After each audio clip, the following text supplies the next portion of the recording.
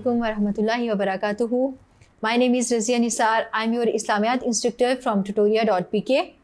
उम्मीद करती हूँ आप सब बखैर और आफियत होंगे। आज मैं एक नए सबक के साथ आपके सामने हाजिर हूँ। हम करेंगे सबक की मश्क। सबक नंबर 1 है कुरान मजीद। मश्क में आपके पास 3 सवालात हैं। पहले सवाल की जानिब बढ़ते हैं। पहला सवाल कुछ यूँ है, सवालुल अव्वल, कुरान मजीद का मुख्तसर तारुफ बयान करें। जब आपके सामने सवाल आ जाए आप उसको अपनी आंसर शीट पर सवाल लिख लीजिए और उसके बाद जवाब की हेडिंग दे दीजिए। अब यहाँ मैंने आपके फ़ायदे के लिए या खुद आप अपने फ़ायदे के लिए सफ़े पर उन्वान दे सकते हैं अपने जवाब को।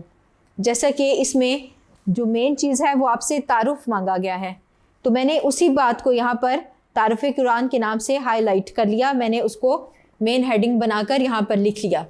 अब इसके जवाब की तरफ बढ़ते हैं। आपने इसका जवाब कैसे देना है? तो जिस तरह से मैंने अपने लेक्चर में कुरान मजीद के तारुफ में कोई 4 नुकात पेश किए थे, आप भी इसी तरह से उसको 4 नुकात की सूरत में या 4 सब टॉपिक्स की सूरत में आप उसको लिख दीजिए। क्योंकि जो आपको ये सवाल आता है वो 5 नंबर का होता है, तो ज़रूरी है कि जो उसकी लेंथ है वो इतनी हो कि आपको 5 के 5 नंबर पूरे मिल सकें। तो बढ़ते हैं कि जवाब में आपने कैसे आगाज़ करना है और किस तरह से लिखना है। तो सबसे पहले हमने इसका एक जनरल तारुफ दिया था कि कुरान मजीद के नाजिल करने में हिकमत क्या है।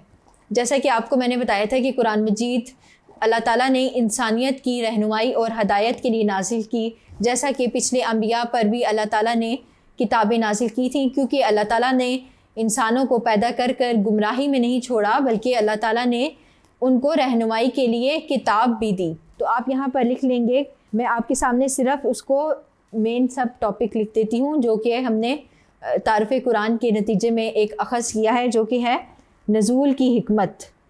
इसको 2 से 3 सत्रों में बयान करने के बाद आप अगले नुक्ते की जानिब बढ़ जाएँ, जो कि है कुरान मजीद की लुग़वी तारीफ़। लुग़वी तारीफ़ में मैंने आपको बताया था कि ये अरबी ज़बान का लफ्ज़ है जो मादा क़राअ से माख़ूज़ है। आपके सामने लिख देती हूँ क़राअ।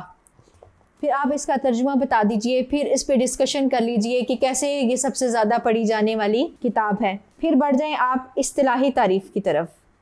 इस्तिलाही तारीफ़ में भी जैसा कि मैंने आपको कुरान मजीद की इस्तिलाही तारीफ़ बताई, जो कि आपकी किताब में नहीं लिखी हुई, तो आप उसको इसी तरह से डिस्कस कर लेंगे। बहुत सहल है कि ये अल्लाह ताला का कलाम है जो कि जिब्राईल अमीन के ज़रिए रसूलुल्लाह सल्लल्लाहु अलैहि वसल्लम पर नाजिल हुआ और नकलन मुतवातिरन हम तक पहुँचा है और इसमें किसी किस्म का कोई शुबा नहीं है। फिर बढ़ते हैं अगले नुक्ते की तरफ, जो कि हमने पढ़ा था कि ये पिछली किताबों के लिए मुहैमिन है। इसी तरह इसको भी आप हेडिंग के तौर पर लिख लें कि ये मुहैमिन है।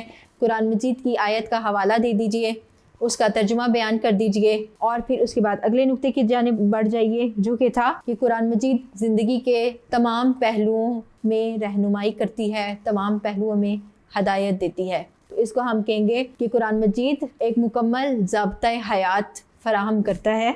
कुरान मजीद एक मुकम्मल ज़ाब्ता हयात है।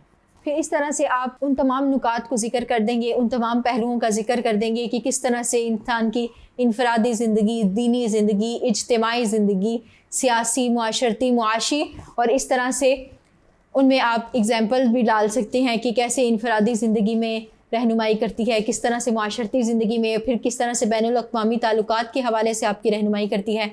और इस तरह से नुकात की सूरत में, सब हेडिंग्स की सूरत में आप अपना जवाब मुकम्मल तहरीर कीजिए, तो इंशाल्लाह आपके फुल मार्क्स आ सकते हैं और आप एक जामे जवाब दे सकती हैं। इसके साथ ही सवाल नंबर 1 मुकम्मल हुआ। अगले सवाल की जानिब बढ़ते हैं।